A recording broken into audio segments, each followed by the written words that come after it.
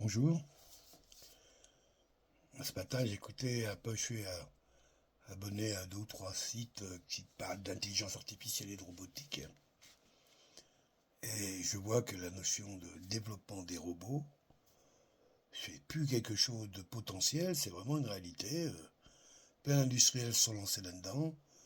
A priori, un robot, en tout cas qu'on risquerait de voir assez vite, peut-être pas à Valbarrette, j'espère. Mais dans les grandes villes, comme une sorte de chien, un chien à six pattes, hein, qui peut transporter des choses et qui peut faire de la sécurité. Voilà. Aider les vieilles dames à traverser entre les clous, c'est ça. Voilà. Moi, d'un côté, quand j'entends Elon Musk qui dit qu'il prévoit que, bon, dans un certain temps, on va dire, mais pour lui, c'est demain, hein, c'est-à-dire qu'il le prévoit, et, bon, il a quoi? Il a 55 ans, le bonhomme. Donc il n'a pas prévu ça pour beaucoup plus tard, hein, pour lui, quand même. Et que chaque humain sur Terre aura il a prévu cinq robots à sa disposition. Et donc il envisage très rapidement la construction de 30 milliards, entre 20 et 30 milliards de robots.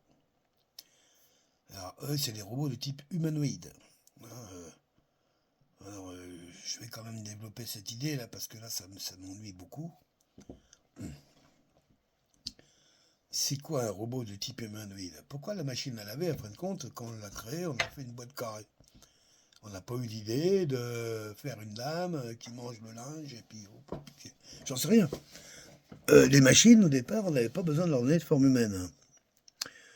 À part peut-être, quand je dis ça, j'en sais trop rien. Peut-être qu'ils avaient essayé déjà beaucoup plus tôt. Mais là, je veux dire, de proposer à tous les gens, de manière ordinaire, d'avoir un robot, un esclave, domestique, entre 20 et 100 000 dollars. Et ça coûte combien un être humain qui fait le même travail? Rien. Et en fin de compte, leur histoire de robot, c'est ni plus ni moins qu'un encouragement à l'esclavage. C'est mettre dans la tête des gens que des machines vont tout faire à leur place et que donc de leur temps libre, ils pourront aller sur Internet. On voit bien le mouvement global engagé, mais moi personnellement, je redoute qu'un jour il y ait une bestiole à six pattes qui vienne sonner devant ma porte pour m'exiger quelque chose. Parce qu'à la négociation, à mon avis, ça va être pour regarder le bouton, hein. Bouton orange, tu peux négocier. Bouton rouge, attention, il n'y a pas de négociation possible. Le chien t'électrocute. Et t'embarque. Ah bah bon, je ne veux même pas penser à ça. Comme j'arrive pas à imaginer une seule seconde que le monde de l'argent puisse être dirigé, disons, par des bonnes âmes, hein, des gens qui veulent le bonheur de tous et toutes. J'imagine bien que si on arrive à développer des choses pareilles, des horreurs de cette sorte, parce que c'est bien beau de les mettre, les robots. Ils sont fabriqués avec quoi, en fait, les robots? Ça coûte quoi en pollution un robot? Il y a combien de mégatonnes de matériaux, je sais pas qu'on va mettre en place pour ça? Pourquoi on leur met une forme humaine? Pour nous arnaquer, tout simplement. Pour nous escroquer. Quand tu vois déjà l'intelligence artificielle, l'IA, la ChatGPT, ben n'importe quelle d'ailleurs, si vraiment tu te laisses aller avec, tu vas être surpris. Là encore hier, j'avais passé un texte de polémique que j'avais fait sur, je sais plus sur quel. Et puis je lui demande de me le revérifier en orthographe, s'il y a des redondances, des trucs comme ça, ce qui m'arrive. Bon, il me remet ça à peu près au clair, on regarde, et puis à la fin, il me dit, comment il me sort ça? Ah bah, je sais plus ce que vous voulez vous dire. Enfin, quelque chose de très très personnel. Tu vois, comme si que on se connaissait suffisamment bien. En même temps, c'est pas à côté, quoi. Je veux dire, c'est cette recherche de l'intimité A priori, ça semblerait être la base du fonctionnement de l'intelligence. C'est-à-dire que ceux qui ont fabriqué ça ont dû imaginer que il fallait qu'il y ait une sympathie minimum pour que les choses fonctionnent. Ce qui me paraît à peu près évident aussi. Mais même avec l'antipathie, ça marche aussi. Ben,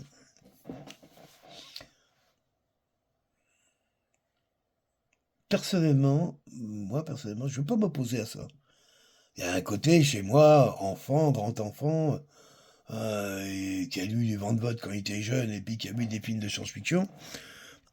Et oui, on est dedans, quoi. Je veux dire, il n'y a pas à sortir. Il y a 60, 70 ans, on écrivait là-dessus. On disait, ah, c'est un monde avec des robots et trucs qui nous aident, qui vont dans les endroits. Enfin bref, des robots qui remplacent les pompiers et les policiers, voilà. Et c'est joli, hein. Mais celui qui a vu le film, je crois que ça s'appelle AI, oui, Intelligence artificielle, histoire d'un robot de nouvelle génération qui se retrouve en fuite parce qu'il est accusé de quelque chose que normalement il ne peut pas faire, c'est tuer un homme. Mais on s'aperçoit qu'à travers ce truc-là, il y a tout un truc machiavélique, exactement comme on fait le World Economic Forum. C'était des gens qui, à travers la trilatérale et tout, depuis un siècle et plus, essayent de placer des amis à eux, de manière qu'un jour, ils imaginent que un jour on aura le pouvoir, tout sera à nous, et puis voilà, ils pourront tous crever. Oui, ils existent ces gens-là, ils sont là tous les jours. Ah, et tu croyais qu'un mec comme Zuckerberg, à l'âge qu'il a, les sommes d'argent dont il possède, ou qu'il dispose, ou les relations qu'il a.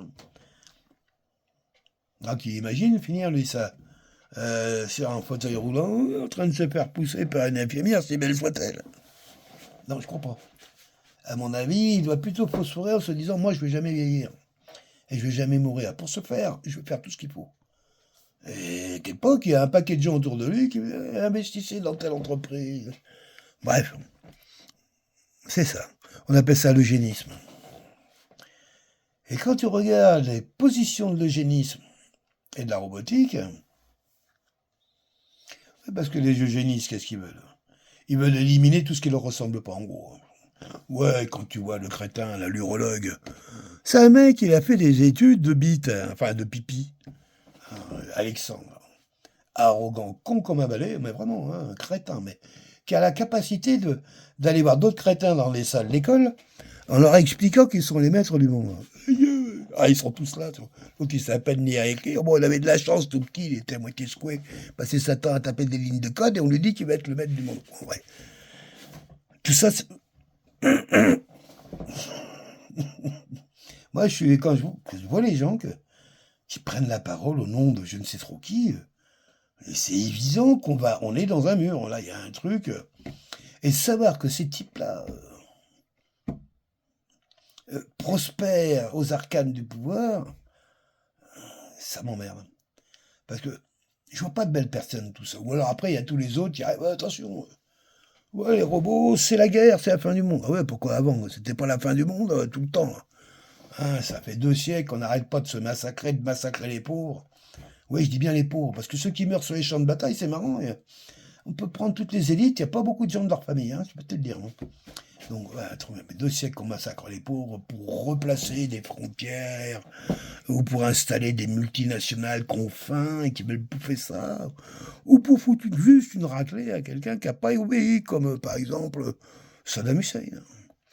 Ah bah oui, il a vendu au-dessus du pétrole autrement qu'en dollars. Ah bah ils ont pris les Américains, voyez, ils vont pas laisser faire. Ils l'ont pendu. Ah oui, on connaît, toi, des présidents comme ça qui. C'est pas des types, en plus, c'est l'Irak. Vous connaissez avant et après. Hein.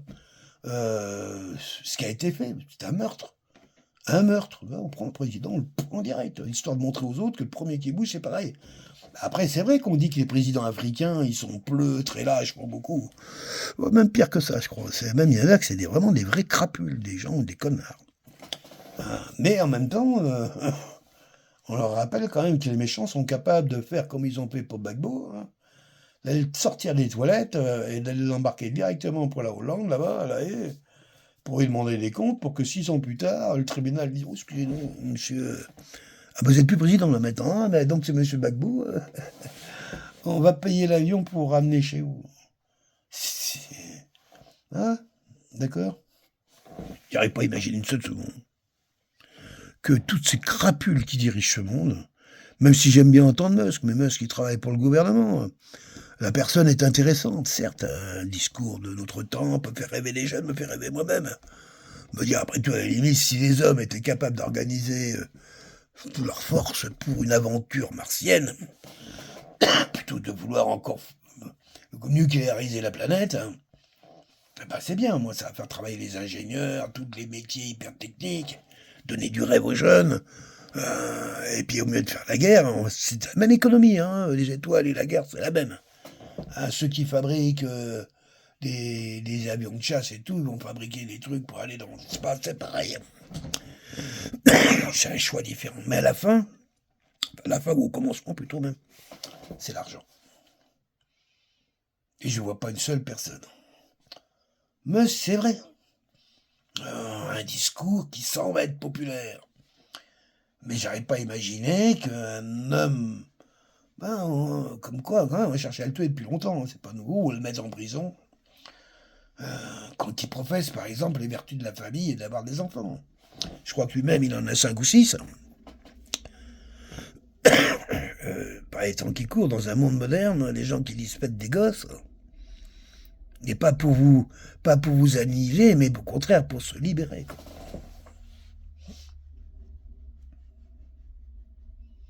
Alors le monde des robots, a priori, on est parti pour ça. Moi en soi, personnellement, c'est des machines. Alors les machines, quelque part, me font moyennement... J'ai jamais eu confiance trop dans les machines. Il y a régulièrement la machine qui casse. Tout le temps. Le nombre de salariés qui perdent un bras, une tête, une jambe, un pied, ou je ne sais trop quoi, parce que le machin a cassé. C'est marrant, les statistiques, on en trouve. L'Organisation mondiale du travail qui se situe à Lausanne, en Suisse, l'AMT, on trouvait, maintenant, il n'y a pas les temps qui courent. Mais il y avait des gens qui travaillent là-dessus pour essayer justement de bien voir si vraiment l'environnement professionnel, industriel était sûr. Et non, pas pour la sécurité des gens. Ils en ont rien à foutre, ceux qui investissent. Ben non. Ils veulent que ça soit sûr pour pouvoir confier ça à des robots. Où on en est aujourd'hui. Hein. J'ai travaillé une fois dans ma vie, près d'un an, dans une usine. Une usine de conditionnement de graines. Un truc qui fait du poison, entre autres. Et ça me plaisait, il y avait plein de machines à conduire, et il y avait entre autres un fameux robot, un palettiseur. Et vous avez vu, je parle de ça il y a longtemps. Une période de transition, peut-être il y a 30 ans. Quoi.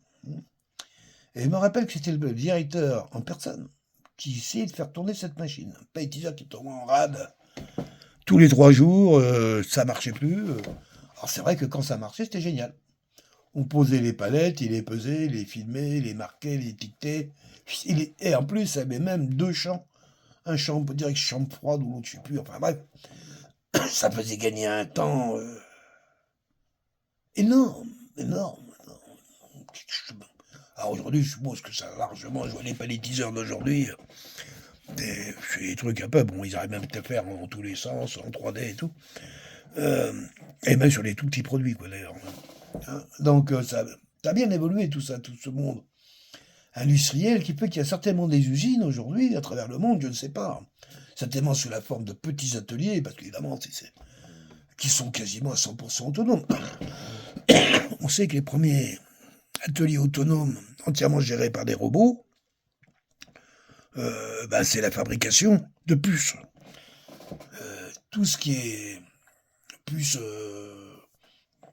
électroniques, qui montent dans les ordinateurs. Je cherche le nom, des puces au silicium, bien autre chose, je sais plus. Je crois qu'il y en a 3 ou 4 machines dans le monde, j'en suis une machine en fin de compte, où les humains n'interviennent que sur l'extérieur pour alimenter la machine. Des camions qui arrivent avec les matériaux, d'autres qui évacuent les choses finies, mais tout, 100% de cette usine, entièrement pilotée par les machines. Et au-dessus, bien sûr, Et la propriétaire. Ah non, il y a technicien, tout ça, qui verra bien que la machine, qui gère la machine, fait bien attention à la machine. Ouais. Oh ben, tout de suite, il y a un truc qui nous échappe. Et moi, s'il ne va pas échapper, je me dis, mais dis donc, c'est bien qu'on me rentre ça. C'est à qui? Ça appartient à qui, ce machin? Le mec, elle a le pognon, c'est-à-dire elle n'a pas l'argent, en réalité. Elle a la capacité de faire payer à une banque un emprunt sur un objet. Ça me coûte combien l'objet? 1 milliard par mois. Ok. Eh ben, on va emprunter pour 1,2 milliard. Ah, ben, tous les mois, ça me rapporte 200 millions. T'inquiète. C'est des trucs rentables. C'est un peu comme un parking de voitures en plein centre-ville de Montréal. Bon, c'est un petit parking, il y a 300 voitures. À 50 balles la demi-journée. Hein? Ah, ça commence à être des belles petites rentes. Hein. Alors, il paraît qu'il y a quelqu'un en plus à Montréal que je connais en plus. Moi, je connais sa femme. Respectueusement, bien sûr. Hein. Et je crois qu'il en a, on m'a dit 17 ou 20. Bon, je suppose que le gâteau, il ne doit pas le manger tout seul, mais quand même. Hein, alors voilà, toutes ces niches là, industrielles, on le voit. Je veux dire, pourquoi, à la limite, un mec qui fabrique des chaussettes, moi, je peux y réfléchir. Demander à Tijan, ça serait comment on fait pour fabriquer une usine de chaussettes? C'est quoi au juste? Ça va pas être si compliqué que ça, quoi. À la limite, si tu es spécialisé que dans la chaussette, pour réfléchir. À mon âge, même, je me dis, ben, si réellement aujourd'hui on a des robots qui sont à 100% optimum, est-ce qu'il n'y a pas moyen de penser en tant que petit entrepreneur, puisqu'on est dans un monde aujourd'hui d'entrepreneurs, moi je n'utiliserais pas justement la robotique pour créer quelque chose et de toucher ma petite rente comme tout le monde. C'est bien le robot. Parce que ça fait pas chier, faut pas que ça tombe en panne. Par contre, là, et ce qui peut faire chier, c'est le réparateur. Tu regardes des films d'Hollywood, quand à chaque fois qu'il y a toujours de l'informatique, il y a toujours un mec, il est toujours gros et con en général, mais doué. Et qui négocie tout le temps. Si je veux, quand j'ai envie, si je peux pas. Je pense que ce genre de situation a bien dû arriver quelquefois, on dû énerver plus d'un propriétaire. Je parle pas de patron, je parle propriétaire, à qui appartient la boîte. Et qui se dit, ouais, mais sans ce petit con, moi, j'avance pas. Alors qu'il me le faut. Oui, il est gentil. Je pense que dans sa tête, il y a un vivement que j'ai un robot qui soit capable de me remplacer ce bonhomme. On y est, là. Alors, pourquoi nous, les petits gens, t'es boulanger, réfléchis 2 secondes. J'en sais rien, moi. On est parti dans un truc de dingue. Il y a des connards qui fabriquent bien des baguettes et des machines. C'est dégueulasse, hein. Mais j'en ai déjà mangé, ça m'a dépanné. En France, il y a des machines qui fabriquent des baguettes de pain. C'est pas nouveau, ça. Je parle de ça. C'est pas vieux non plus. Hein, ils en ont planté un peu partout. Il n'y a pas de boulangerie, bien sûr. Parce que s'il y a une boulangerie, normalement, tu fais que, comment je dirais, rendre service au boulanger. Mais en réfléchissant, il y a des gens qui, à vrai dire, n'ont pas été éduqués à la qualité, comment je dirais, normative, mais à la qualité de l'emballage, voilà, en gros. Marqué baguette de pain fraîche, succulent. Quand tu as été élevé avec ça, je suis désolé, moi, c'est bon. Quand j'étais jeune, j'aimais la margarine. Et oui, parce que moi, j'ai pas de beurre. C'est tout. J'aime toujours d'ailleurs, mais on trouve plus, problème. Donc, j'invite les jeunes, là, s'il y en a qui m'écoutent, là, et réfléchissez. C'est quoi une usine qui fabrique? C'est du crédit. C'est de l'emprunt, c'est de la finance, en fin de compte. C'est rien que de la finance. Et même pas besoin de quelqu'un.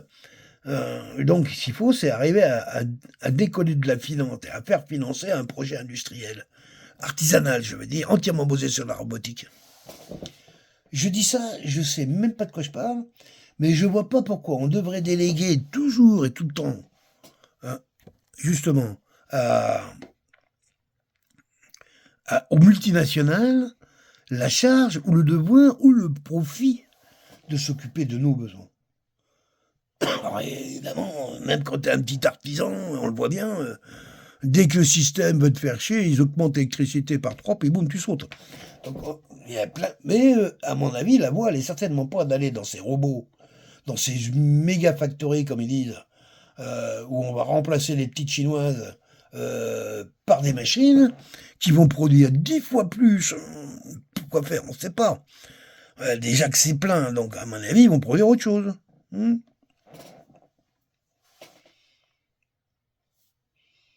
Est-ce que c'est... Je pense que le grand capital, Vanguard, on va dire ça.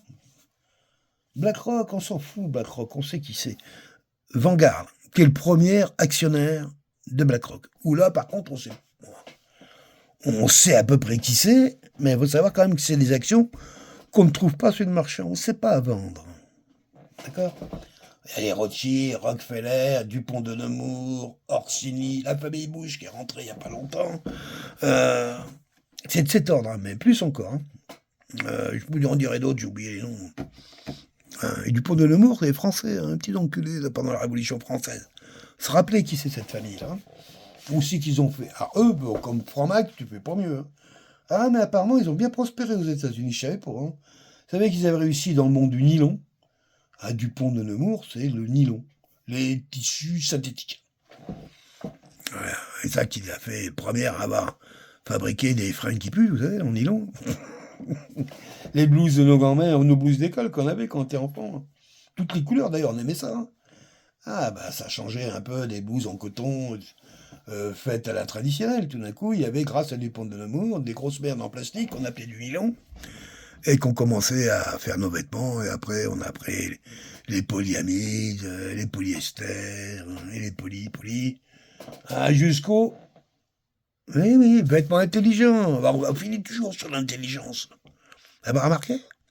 Téléphone, c'est pareil. Comment, au début, c'est allô, vous pouvez me passer le 3615 à Agnières.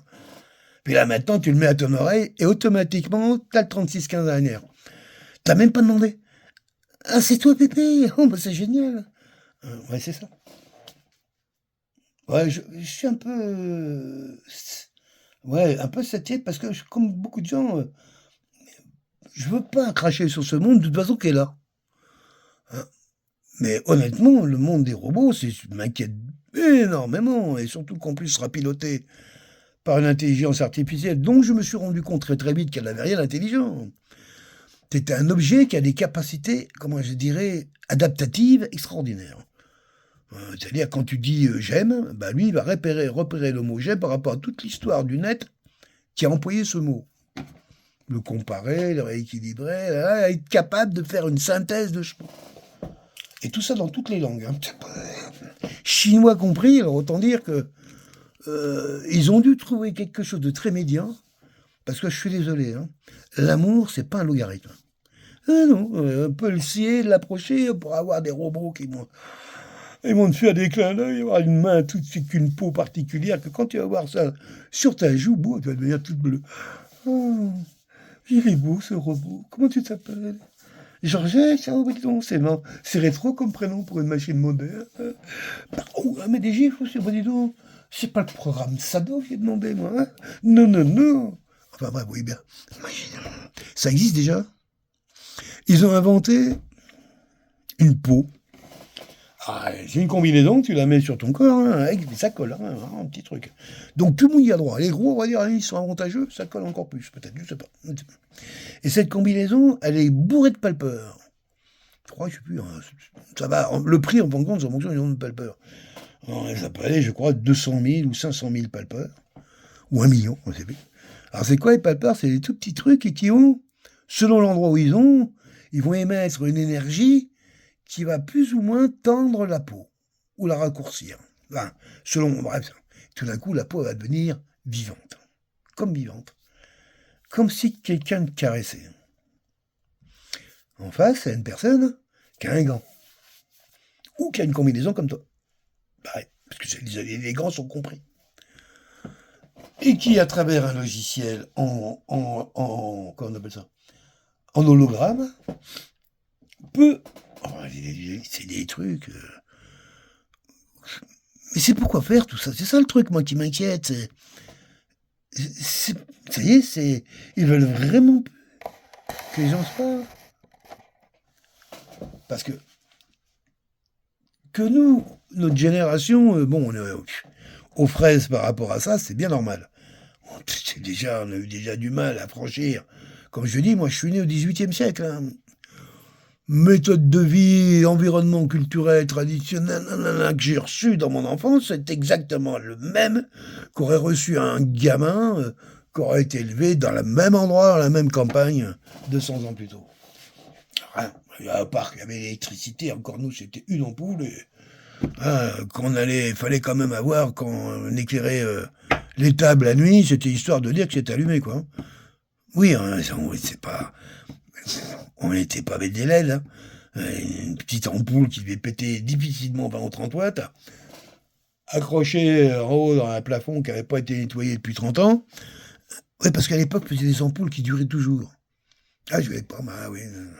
Mais qui éclairaient que dalle, par contre.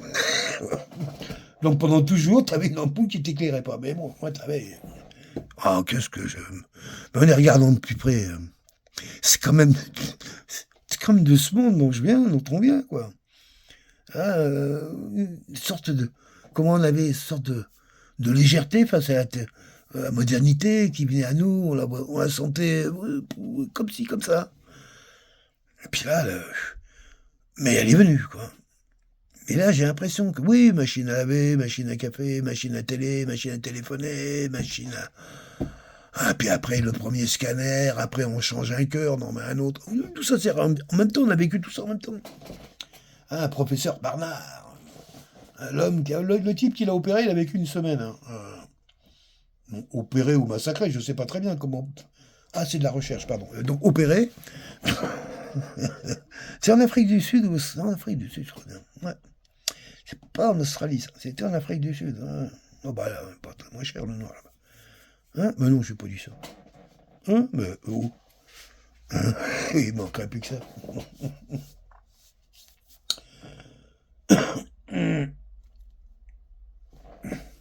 Je reviens à mon idée quand même.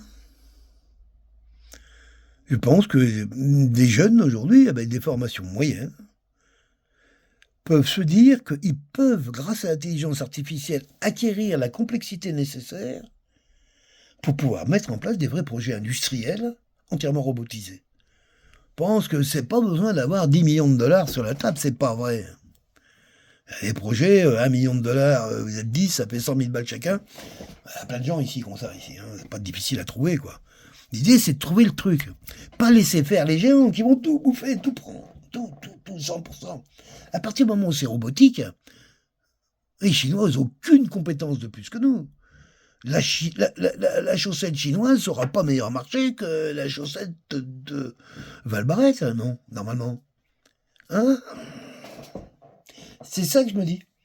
Ah, je pense à la chaussette, c'est un exemple. Hein, il y a certainement d'autres besoins. Et voilà. Parce que le monde des robots, on y est. Je m'aperçois quand même que malgré tout, il y a énormément de robots qui ont une destination policière, sécuritaire, pardon, excusez-moi. Comme disait, je ne sais plus trop qui, plus il y a de sécurité autour de moi, plus j'ai peur. Évident. Hein, si on met plein de militaires dans votre cour d'immeuble demain matin, vous n'allez pas dire, ah, c'est génial, dis donc, on se sent bien.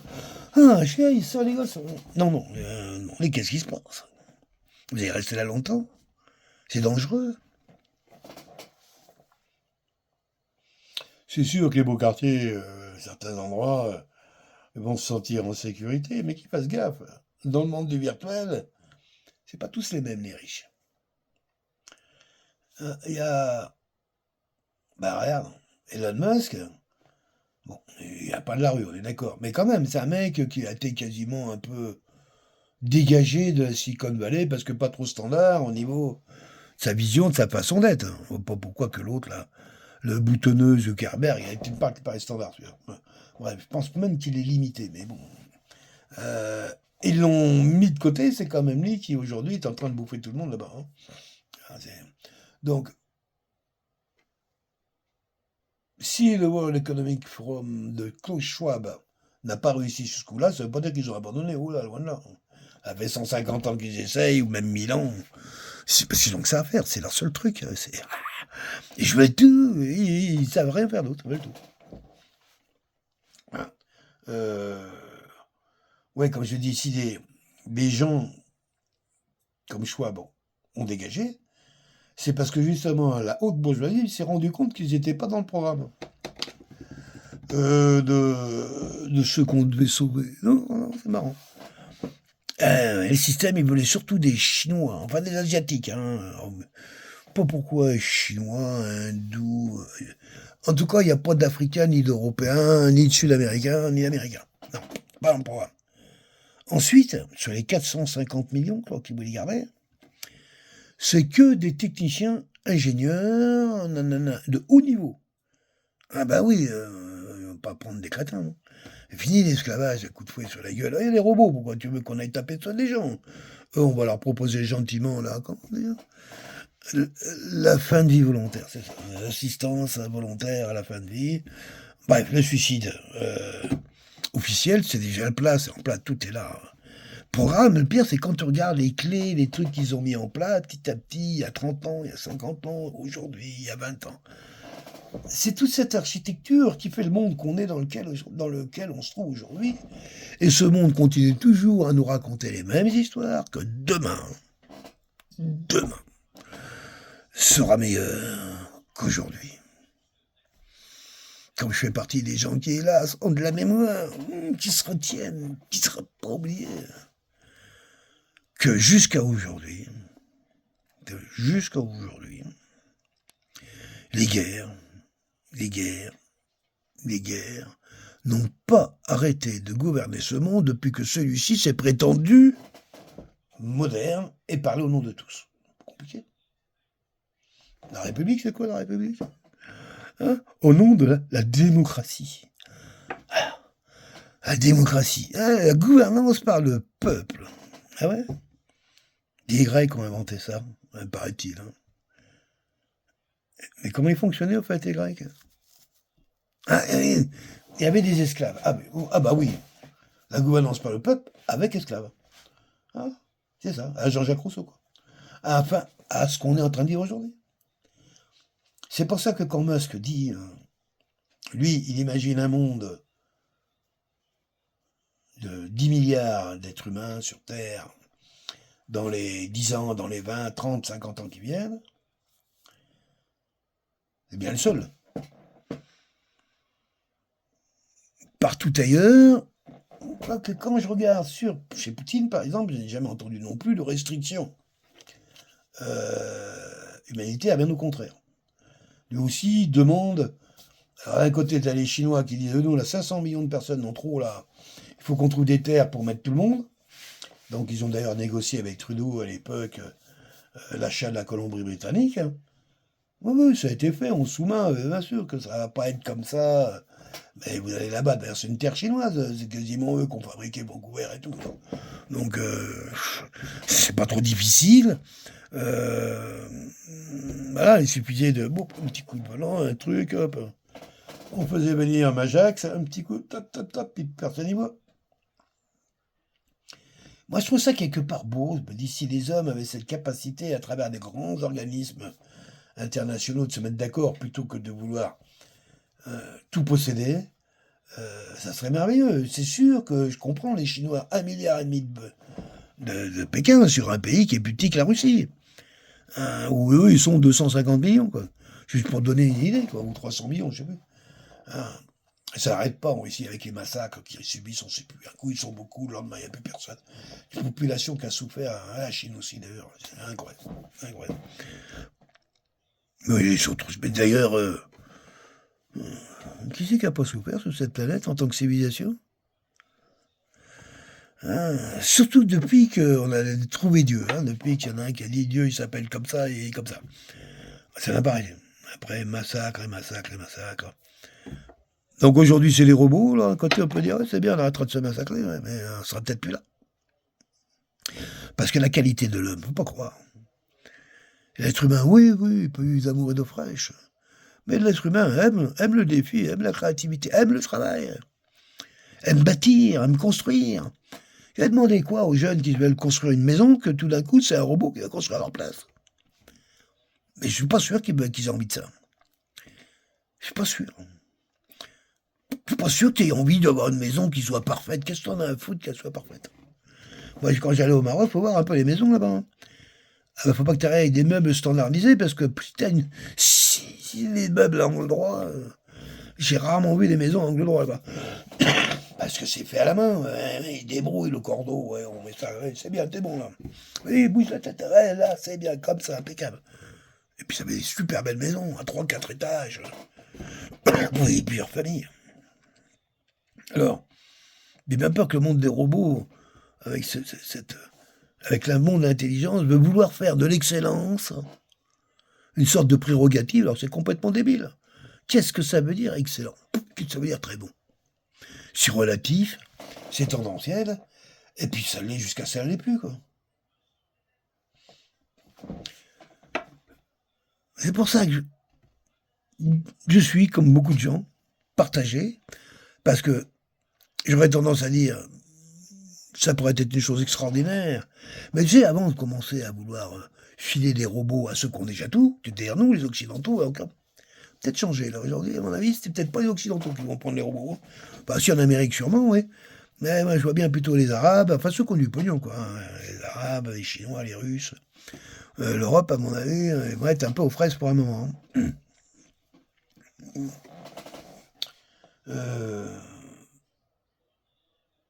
Oui, non, voilà, pour que je me prépare. Pas oublier quand même que pour que j'emmène mon épouse à son travail, qu'il n'est pas à côté. Bon, voilà, je crois que vous avez compris un peu ma réflexion. Je suis mitigé, oui, comme toute chose. Mais en gros, quand je regarde le mouvement général, c'est indicateur pour moi d'une énorme catastrophe qui arrive. Ouf, oui, oh. Même si les intentions sont bonnes au départ, c'est appuyé sur quelque chose. C'est sur la finance que c'est appuyé, c'est tout. Basta, terminé. Vous avez compris ce que ça veut dire. Voilà, c'est tout. Bah, quand un truc est appuyé à ces niveaux-là sur la finance, c'est elle qui gouverne. Et jusque-là, on ne nous a jamais fait une seule démonstration qu'elle était capable d'un minimum d'humanisme. Parce qu'elle est tellement contente de se cacher derrière la finance. Madame la finance. Personne ne sait qui c'est. Par contre, on sait très bien qui c'est qu'en profite et qui c'est qui s'en sert. Voilà. Et je n'ai aucune confiance dans le crétinisme et la malhonnêteté, le sadisme de la finance, des financiers, des financeurs. Aucune confiance là-dedans. Voilà. Donc, c'est eux qui pilotent ça. Les gouvernements sont tous aux fraises. Ils sont là, on ne comprend rien. Puis si on peut avoir une petite place au passage, c'est quand même terrible, ça. Hein. À les États-Unis, eux, ils sont pas aux fraises, mais disons, ils vont prendre un mec qui est spécialisé là-dedans pour le mettre au gouvernement. Bon, ils sont sûrs que le gouvernement est au courant de ce qui se passe à peu près. Parce que même Trump, je sais pas, mais il y a 80 ans, le pépé. Hein. Il y a des trucs qui doivent le déplacer un petit peu, mais bon, lui, il n'est pas là pour ça. Il est là pour d'autres choses. À quand un robot chez toi? Je suis l'aventure de près. Je veux vivre avec mon époque tant que c'est possible. Ouais, à la limite, imagine moi un robot dans mon jardin. Là, dans 2 ans. Là. Hein, je vais l'appeler Max. Ouais, Max. Puis, bon, par contre, faut pas qu'il rouille le machin. Mais s'il est capable de faire des trous pour mes arbres, bah, là, ça c'est mon pote. Alors là, on va faire des choses ensemble. On va créer une petite entreprise, hein, avec Max. Lui, il fait les trous, puis moi je prends les chèques. Oh, bah dis donc, on commence à avoir des sacrées idées, là. Hein. Ah, bah tiens, je m'attends là bientôt, hein. On va apprendre à grimper sur les toits, là, tu vois, pour réparer les trucs, machin. C'est ça, voilà, j'ai trouvé l'idée. Il me faut un max de max. Allez, bonne journée, bye bye.